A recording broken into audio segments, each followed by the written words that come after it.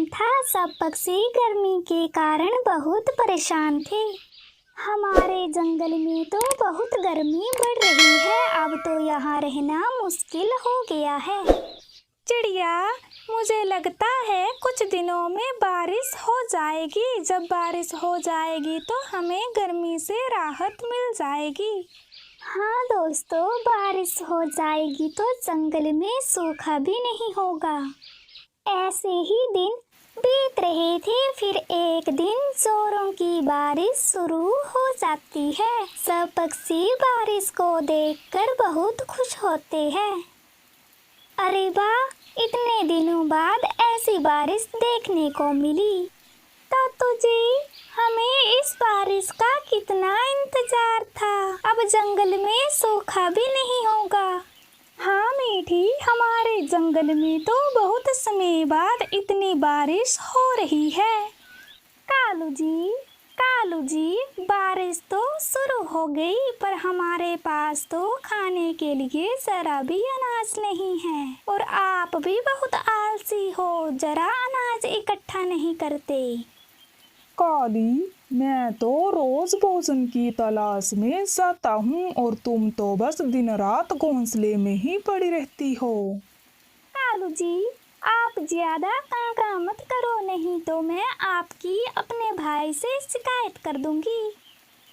कुछ दिन लगातार ऐसे ही बारिश रहती है। अब तो पक्षियों के पास खाने के लिए जरा भी अनाज नहीं बचा था। जब अगले दिन बारिश रुकती है तो पक्षी एक जगह पर इकट्ठे हो जाते हैं।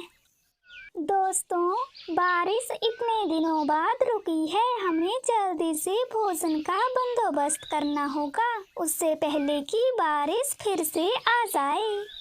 हाँ चिड़िया, मेरे पास भी जरा भी भोजन नहीं बचा है। दोस्तों, कालू और काली तो यहाँ आए ही नहीं, मैं उन्हें भी बुला के लाती हूँ, फिर हम सब साथ ही अनाज की तलाश में जाएंगे। फिर सोनी चिड़िया कालू काली के घोंसले में जाती है। चिड़िया, तुम यहाँ कैसी? कालू भैया, काली बहन, आज बारिश रुकी है तो हम सब पक्षी अनाज की तलाश में जा रहे हैं, तो आप दोनों भी हमारे साथ चलो, बारिश कभी भी शुरू हो सकती है। कालू जी, आप चिड़िया के साथ भोजन लाने चले जाओ। काली, मुझे बहुत नींद लगी है, आज भोजन लाने तुम चली जाओ। कालू जी, आप ज्यादा नाटक मत करो, चुपचाप चिड़िया के साथ भोजन लाने चले जाओ। कालू काली, बारिश कभी भी आती होगी तो हमें जल्दी से अनाज इकट्ठा कर लेना चाहिए। चिड़िया, तुम जाओ, हम दोनों कल अनाज की तलाश कर लेंगे। ठीक है कालू भैया, आप दोनों याद से अनाज इकट्ठा कर लेना। चिड़िया वहाँ से चली जाती है। चिड़िया, वो कालू काली नहीं आए? नहीं दोस्तों, उन दोनों ने आने से मना कर दिया, वो दोनों बहुत आलसी है। चिड़िया, उन आलसी कौवों को रहने दो, अब हम भोजन की तलाश करने जाते हैं। सब अनाज की खोज में निकल जाते हैं, सबको अनाज मिल जाता है। पक्षी अनाज लेकर अपने अपने घोंसलों में लौट आते हैं। रात होते ही फिर जोरों की बारिश शुरू हो जाती है। कालू जी, बारिश तो फिर शुरू हो गई और हमारे पास जरा भी भोजन नहीं है। काली, तुम चिंता मत करो, सुबह तक ये बारिश रुक जाएगी। 2 दिन लगातार बारिश हो रही थी। कालू काली को छोड़कर सब पक्षी अपने अपने घोंसलों में बारिश का आनंद ले रहे थे, क्योंकि उनके पास खाने के लिए अनाज था और दूसरी तरफ कालू काली भूखे तड़प रहे थे।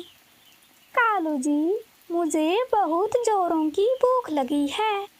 काली पत्नी जी, मुझे भी बहुत भूख लगी है, अगर मुझे भोजन नहीं मिला तो मैं आज ही मर जाऊंगा, मुझसे ज्यादा देर तक भूखे नहीं रहा जाएगा।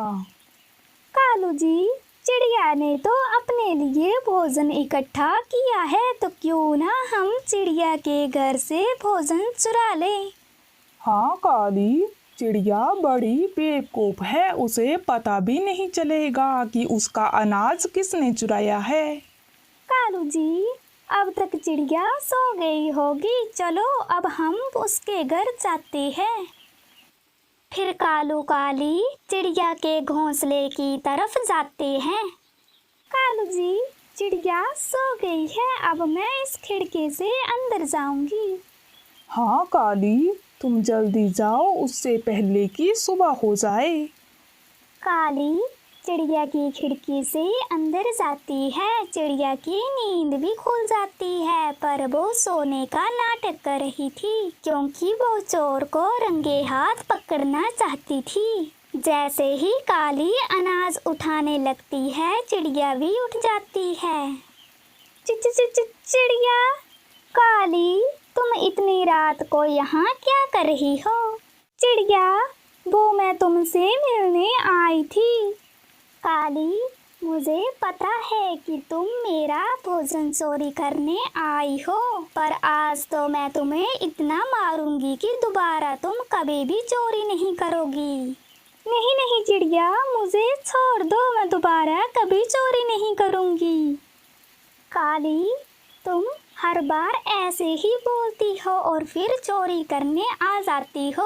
तुम दोनों खुद मेहनत करते नहीं और दूसरों का अनाज चुराते हो। आज तो मैं तुम्हें छोड़ूंगी नहीं। फिर चिड़िया डंडा निकालती है और काली को मार मार के वहाँ से भगा देती है। इस तरह सोनी चिड़िया काली को चोरी की सजा देती है। कालू जी, आज तो चिड़िया ने मुझे बहुत मारा। काली, अब हम कभी भी चोरी नहीं करेंगे, हम भी समय पर अनाज इकट्ठा कर लिया करेंगे।